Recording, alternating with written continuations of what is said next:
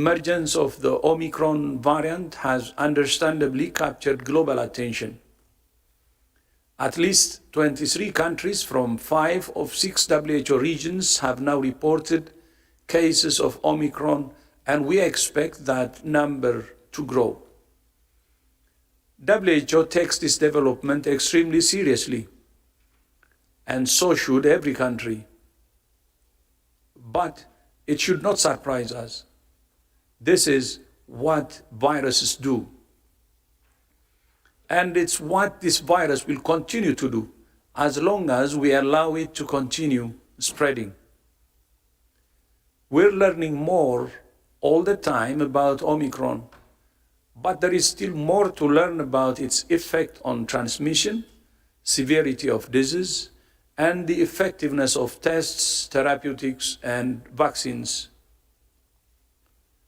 Several WHO advisory groups have met over the last couple of days to evaluate the emerging evidence and prioritize the studies needed to answer these questions. I thank Botswana and South Africa for detecting, sequencing, and reporting this variant so rapidly.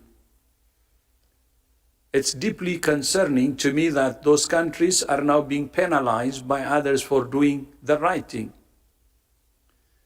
We call on all countries to take rational, proportional risk reduction measures in keeping with international health regulations.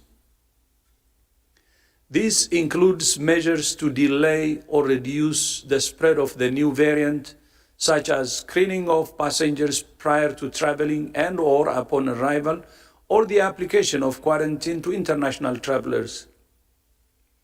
Blanket travel bans will not prevent the international spread of Omicron, and they place a heavy burden on lives and livelihoods. WHO continues to call on all countries to optimize public health and social measures and ensure that high-risk and vulnerable individuals in all countries are fully vaccinated immediately.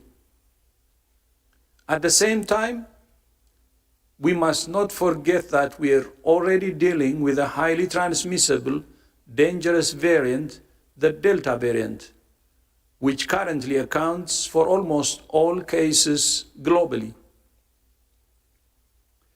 We need to use the tools we already have to prevent transmission and save lives from Delta. And if we do that, we will also prevent transmission and save lives from Omicron. But if countries and individuals don't do what they need to do to stop transmission of Delta, they won't stop Omicron either. Globally, we have a toxic mix of low vaccine coverage and very low testing, a recipe for breeding and amplifying variants. That's why we continue to urge countries to fully fund the ACT Accelerator to ensure equitable access to vaccines, tests, therapeutics all over the world. 2 years into the COVID-19 pandemic, we have not one, but many vaccines and many other effective tools. This virus has demonstrated that it will not simply disappear. How many more lives and livelihoods it takes is up to us. Ending the pandemic is not a matter of chance. It is a matter of choice.